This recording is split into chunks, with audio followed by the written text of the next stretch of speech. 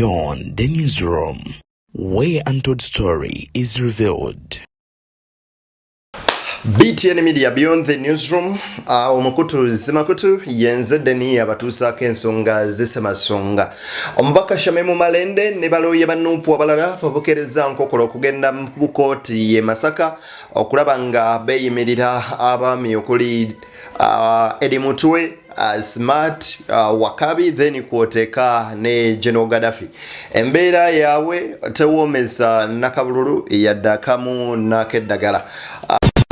Ebuvanjuba nebugwanjuba ewaka wasigalawo ewasinga. Beyond the Newsroom gwe mukutu ogukuleetera ekyo ekisinga. Katiranga naffe ng'oyita ku noti 771 44 53 ne noti 744 26 45 na bino bikulu tetulanga bafere tetulanga basawo ba kinnansi n'abagwa mu koowa eryo. Mwebale kutuwagira. Thank you.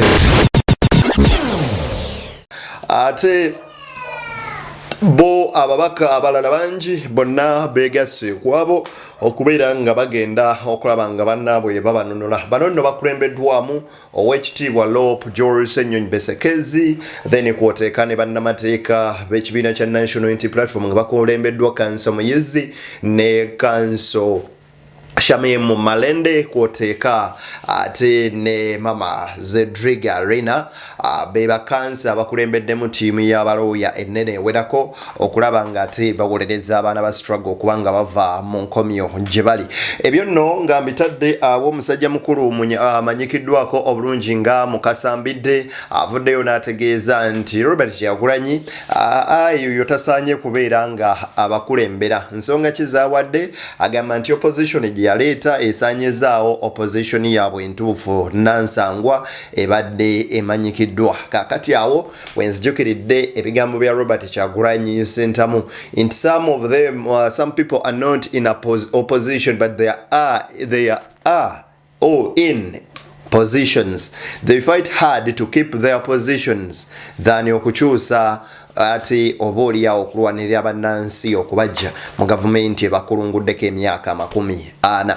Ebyo nno byonna bikuleetedde n'ebisingakaawo wabula nkusaba mu buwombeefu bw'ekika ekyagulu video no gimpere like bwegiwa like ejja kudduka emisinde mingi etuuke ku research nomo ate era mu ngeri y'emu nga bw'eri enkola yaffe njagala kubeera nga nkusaba obeere nga ate munnanga otwegattako mu butongole. Kiki ogenda okukola otwegattako mu butongole kugenda beera ku subscribing ku mukutu guno bw'osubscribing okone mu kado kaje personalize okasemu all of the notification kumbozo naze tutekayo ate era mu ngeri y'emu njagala okubeera nga nkusaba gwe munywanyi muganda wange obeere nga video gimpera like ko naawe muka gikolekaawo gimpereka like etambule etuuke ku bulisa kino. Njagala nkwe ku bintu nembeera nga bweri mu kooti olunaku olwaleero ate wano we tuba tutandikira nga sinnakuwa bya musajja mukulu ono Mukasa Mbidde. Kantandikire wano ku mbeera nga bweri mu kooti nga bagezaako okulaba nga basaba ku bail. Bino ebigambo byani Kanso Muyizi wano kankuwe ku bino. So, because when my general, you know, I had made a proposal, my lady. That yes. Much obliged, my lady. Yes. My lady, this is an application for bail.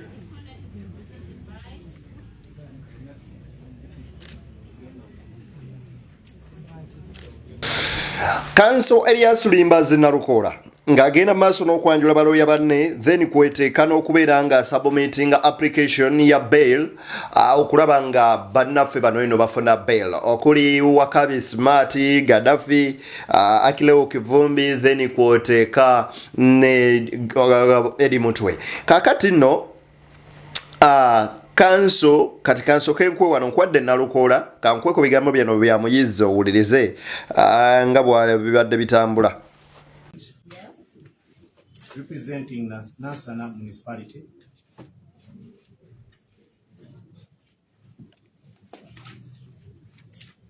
Yeah.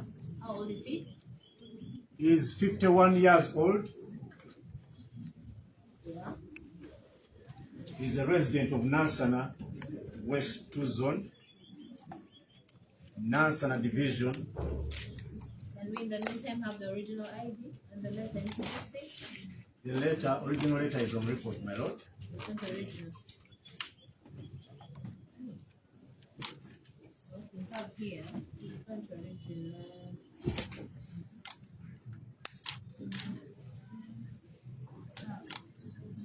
Wakayima Musoke y'omu ku abo abazze okweyimirira abasibe. Unfortunately Wakayima Musoke ono azze nga talina hard copy ya original national ID era wabaddewo akaseera akazibu ennyo nnyini ddala.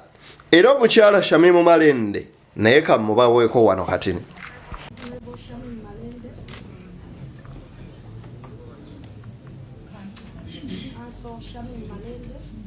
Appearing together with Council Sero Bruno,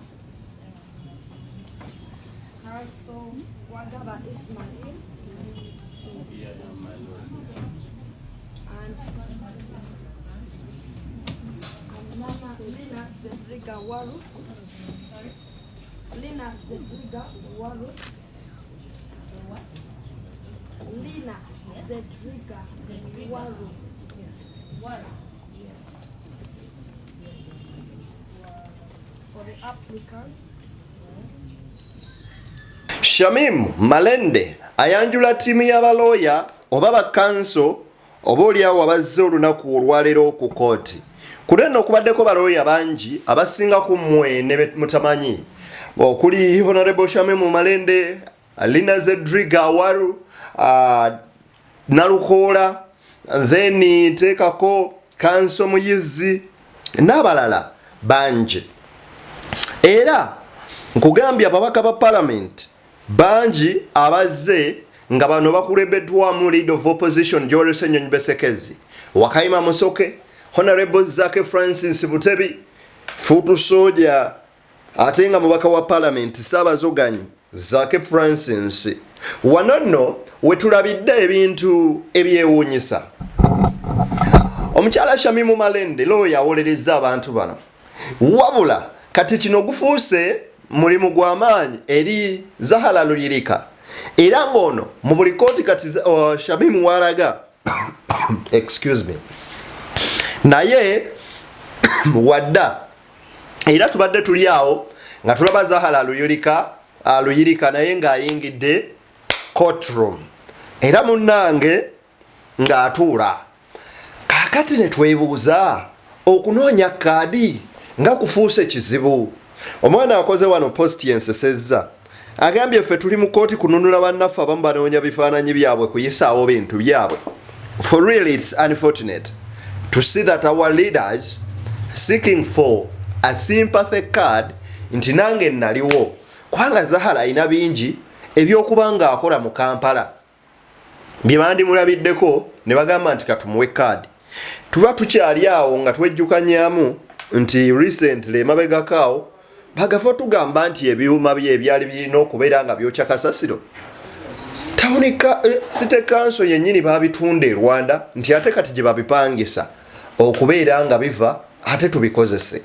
Kyokka nga ffe twabigula ne twebuuza nga speaker wa KCCA nga tavangayo okwogera ku nsonga ng'ezo wabula buli kimu nti Lukwago Lord Mayor. Anyway ne byetusukkako wamma nno ebyo ebya kooti kambirikaawo naye nga bannakampala ye Shamimu Malende alabika kati abalimu nga ntonoka. Njagala nkuwa ebigambo bino bya musajja mukulu ono Mbidde, Fred Mukasa Mbidde wuliriza. Opposition yennyini yesimbye ku opposition. Saagala muntu yenna alimbe banne nti waliwo ekibiina ku ludda oluvuganya kati ekyesimbye ku President Museveni. Ebyo tusobola obyogera ntubibulira abantu. Naye ebikolwa byaffe byonna biraga oludda oluvuganya kati lwevuganya. Omukulu wali mu katebe yetu lwekutuddemu ebibiina buli kyalo kyafunye ekibiina. Waliwo ebibiina bingi nnyo waliwo ebyemiti waliwo ebibije waliwo ebyemmere waliwo kakati bingi obutonde bw'ensi bw'eggwanga ebyebikere naki kakati kwe kulina ebyaffe bikadde ebyasookawo nansangwa ffe kakati tulina ffe tuli mu kye bayita PR disaster naffe tetumanyi gye tugenda kugamba bantu tuze kuwakanya Museveni tugamba gwe sooka yatukulembera asookayo baga naye nga tetukulaba ku cabinet chat wali so n'olwekyo tuli mu kwesimbaganako muli mu kwerwanyisa ebintu byaffe bye tulimu atakkaanya naye owekitiibwa Konyi Joseph omusana wa kitiibwa kubanga yagamba ono tasobola kuvaako tulina kuba mukube so kati oyo yakola ye ekitakkaanya na President Museveni byakola yetali mu byammwe byakulonda atabirimu so naye ffe twafunye ekizibu nti omanye ffe batugamba mu byawandiikibwa nti Musa bwe yali atwala abaana ba Isirayiri mu nsi ensuubize abajja mu Misiri abatwala mu nsi ensuubize ekyamazima baalwawo nnyo ne batuuka n'okulowooza nti mbutuufu ono byaliko tebiriiyo Katonda we gwasinza temuli talina gy'abatu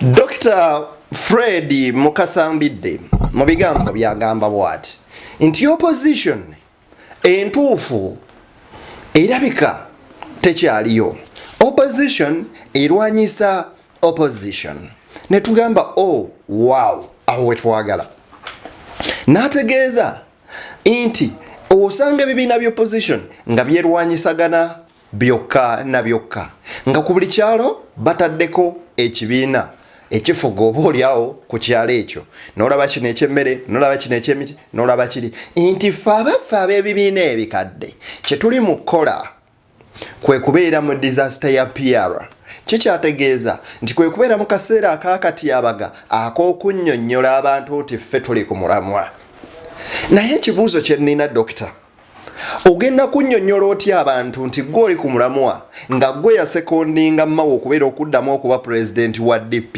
nga pulezidenti wa DP oyo y'omu ye yakwata DP n'agitwala ewa General Museveni butereevu era nga minisita mulamba mu gavumenti ya General Museveni era otukakasa otya nti mwe mubadde mukola bwezezingirira okulaba nga musuula gavumenti ate nga gye muli mu kulyamu directly nga mulina ba minisita mu gavumenti eyo ekyo nno kibuuzo kinene eri buli munnayuganda kyasobola okuba nga kadde nga kano akyebuuza nti mwe bwe muba mugamba an opposition yerwanyisa yes opposition at one point or the other they are fighting each other but what's the right thing to do ani alemedde ku mulamwa mulwaki temuva ne mugamba kale naffe nga aba DP nupu wano keesimbyewo omuntu ffe tetujja leeta but you have nominated them ne mugamba ffe nga DP katuleke tetugenda leeta agenda kwesimba okuwa president wabula tugenda wagira oli muleete ekirowoozo mukiguze bannammwe balabe nti nawe olina effort gye mutaddewo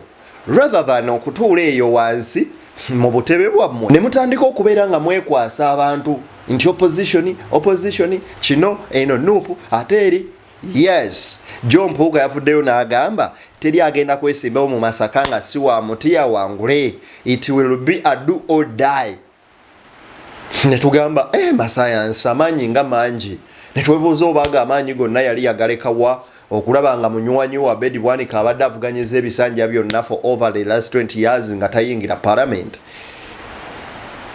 yadde okufuna obwa president bwe yeesimbako ko almost buli kibiina kya byabufuzi kirimu abantu abalina ebibiina ebyabwe nga beba president b'ebibiina ebyo biri registered abeedi ayina naye lwaki balekawo ebibiina byabwe ate ne baforming ebibiina ebirala sometimes abamu baba ng'abali ku ddiiru egamba nti leka tukumire General Museveni mu kifo kino wuliriza Mukasa ono yennyini wano tulabidde ddala wano Kyagulanyi abadde muyimbi najja kati politics amutegeera bulungi era kati ekibiina kyekikulira opposition bw'oba oyagala bibiina ekyo nakyo kisoboka ne mu Amerika wali bibiina nga 98 lwakati tuwulirako bibiri naye ngamba okukulembera eggwanga twagala obumanyirivu kijjukiranga naye yaddeyo n'asoma n'okusoma kyogamba tasobola kufuga ggwanga so let me tell you sinza ntenze kati ku level yange ku discussinga muntu really naye nze njagala nnyo twogere ku police eggwanga bwe liba linaava we tuli tudde we tulaga tuteekeddwa okuddayo kati ku musingi gw'okulirowooleza okulowooleza eggwanga ati mwayogeranga nnyo oluzungu ng'abantu tebalutegeera nga ffe tuwagala abantu bali ku ground kati kanku example nze ngenda okuzaalibwa ng'oluzungu ye official language Uganda munsi yonna mu East Africa ensi munana yensi yokka eyimba national anthem mu luzungu. So kakati tosobola kuvunana muntu kwogera Lungereza paka nga government yeterezeza nemanya nti national kitegeeza ekintu kyensi yonna ate oluzungu abalutegeera bali 30%. Ffe twagala nkola ku ground kati twagala twakoowa ebyo simanya baasoma bakola ki twagala nga olaba Ssenyigirinya bwe yali abantu batukoledde enguudo ekintu omwami ono omanyi obuzibu bwe tulina n'abantu ba I know more abali naive ennyo ba actually bwe buno yadde agambye nti siri ku level discussing nga muntu sekinomu ne Uganda itaga okulembera omuntu nga mwevu naga mpozi nekyagulanya yaddayo n'asoma meaning that ye kyayagala ogamba nti nedda bwe ndasobola fuga Uganda kubanga si muyivu kimala yetaaga okuyiga ebyobufuzi okusingako nga ne bwalowooza. Then I would ask him a question. Idi Amin dada yalina degree mmeka? Era Idi Amin dada yali asomye kyenkana ki? Ayinza okuba nga yasoma nnyo nga kyekyamufuula president tweyanzeza ate era ne twebuuza ekibuuzo ekirala nti yes byonna byogerwa Obote yali na master degree oba yalina PhD nti kakati mwatu ne weewuunya anyway ebyo bigambo bya Mbidde gwe wamma obirowoozaako ki? BTN Media Beyond the Newsroom ogwe mukutu semakutu ate munnange ogwasalawo okubanga gwe gukuwa ekyekisinga ffe tugamba we tuli okubaweereza we are your servants. Whatever you say, it's what we do. Ask for water, we give it to you. You ask for everything, we deliver. Ngate tetutemyemu wadde okubanga tukyusa mu kyotutumye tuliwo baweereza omanyi Bible eno agamba kozesa ekitonde ekyo Katonda kyakuwadde okumuweereza.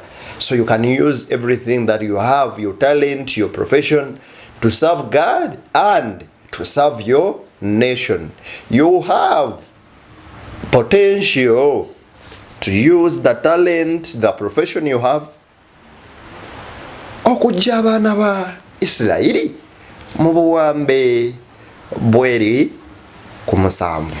Mwere bulungi mweraba.